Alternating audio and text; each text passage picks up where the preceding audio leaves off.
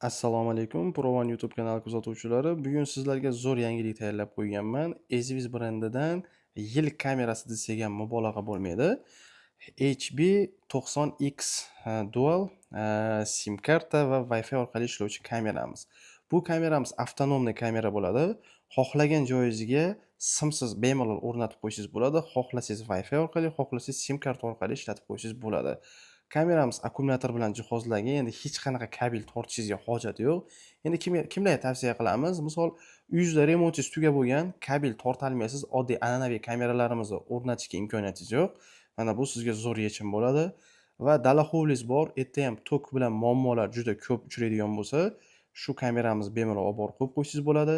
Fermingiz bo'lishi mumkin, mol yoki qo'y boqishingiz mumkin yokida baliq yetishtirishingiz mumkin.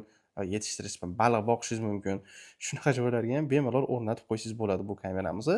Hozir qisqacha buni texnik xususiyatlari va ichidan, komplektidan nimalar chiqishini ko'rsatib o'taman.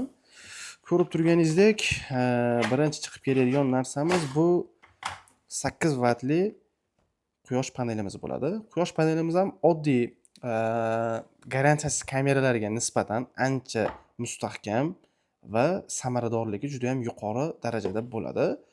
O'zingizga kerakli joyga, shu quyosh turadigan joyiga qaratib o'rnatib qo'ysangiz bo'ldi.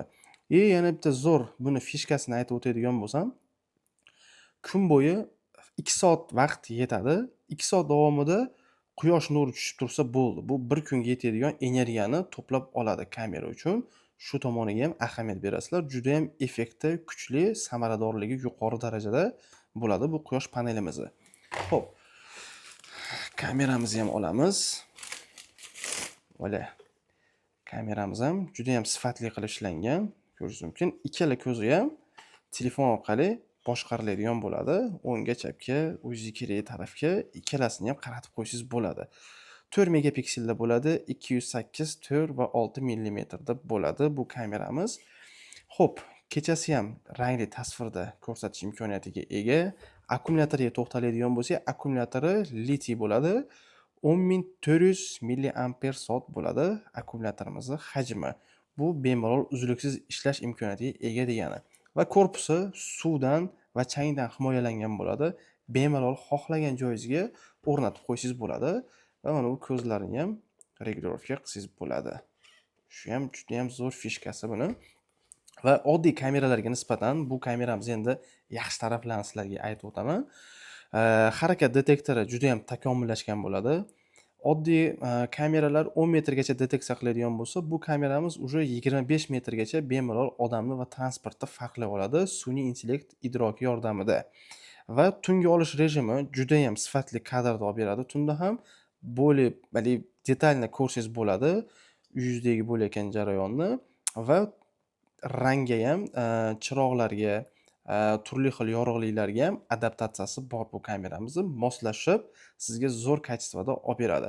Va tunda ham 35 metrgacha sizga zo'r tasvirda olib berish imkoniyatiga ega. Mikrofonimiz bor kameramizda, kolonkalari bor dinamika. Bemalol kamerani oldiga kelgan odam bilan telefoningiz orqali gaplashib tursangiz ham bo'ladi va o'zingiz javobingizni berib olsangiz bo'ladi u odamga. Xo'p, yana buni aqlli jihatlaridan, xotirasiga to'xtalib o'tamiz. 512 gigabaytgacha chip qo'yishingiz bo'ladi. Ya'ni xotira kartasi, microSD kartani. Va Always on video degan funksiyasi bor bu kameramizda. Bu ham juda ham zo'r degani. Bu energiyani tejaydi va hech qanday holat sizni nazoratingizdan chetda qolib ketmaydi kamerani o'rnatib qo'yganingizdan keyin. Bunda bu sizga nimani beradi? Buni aytib o'tadigan bo'lsam, oddiy kamera sekundiga 25 va 20 kadrdan video oladigan bo'lsa, Always on video rejimida bu kadrlar sekundiga bittadan to'g'ri keladi va odamni ko'rgan zahoti oddiy rejimda video tasvirga olib ketaveradi yana. Bu degani sizda hech qanday holat sizni kamerangizdan chetda qolmaydi. Xo'p, yana buni aqlli funksiyalarga o'tadigan bo'lsak, Wi-Fi deb podдержка qiladi Wi-Fi 6 ni va ancha misol 15-20 metr uzoqda bo'lsa ham Wi-Fi bemalol unga ulanib oladi. Va sim karta. Sim kartani uyingizda, siz yashab turgan joyda yaxshi ishlaydigan sim kartani o'rnatasiz va bemalol masofadan turib bemalol nazorat qilib turishingiz bo'ladi. Endi umli domga ham to'g'ri keladimi deydigan bo'lsangiz, umli domda podдержка qiladi Google Assistantni va Amazonda Alexa shu tarmog'iga bemalol bog'lanib ishlatsa bo'ladi. Endi keyinchalik buni ham Alisaga moslab ishlatsangiz bo'ladi. Xo'p, buni hozir ishlashini, qanaqa tasvirga olishini ham hozir videoda oxiriga qo'yib yuboraman. Buni ham bemalol ko'rib, ma'qul kelsa, pastda raqamlarni qoldiramiz. Qo'ng'iroq qiling. O'zbekiston bo'ylab dastavka xizmatlarimiz bor. Kamera yoqqan bo'lsa, kommentariyada o'zingiz fikringizni yozib qoldiring. Videoga like bosing, kommentariyada o'zingiz fikringizni yozib qoldirish esdan chiqmasin va bizga obuna bo'ling. Bundan ham zo'r videolarni o'tkazib yubormaslik uchun shu telefon qilinglar, kutamiz. Dastavka xizmatlarimiz ishlayapti. Hozir videosini qo'yaman. Kamerani ulab oldik telefonimizga. Hech qanday kabellarsiz Wi-Fi tarmog'i orqali telefonimizga ulandi. Xohlasangiz SIM kart orqali ham ulab bersangiz bo'ladi, muammosiz ishlayveradi. Kameramiz sifati 4 megapikselda. Ko'rsatishi ham juda ham yaxshi.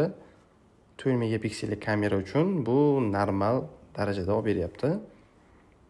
Hozir navbatdagi videolarni ham o'tkazib olmaysiz. Keyingi ikkinchi kamerasi qanaqa tasvirga olishini ham, kengligi qanaqa tasvirga olyapti, tiniqligini bemalol ko'rib olsangiz bo'ladi.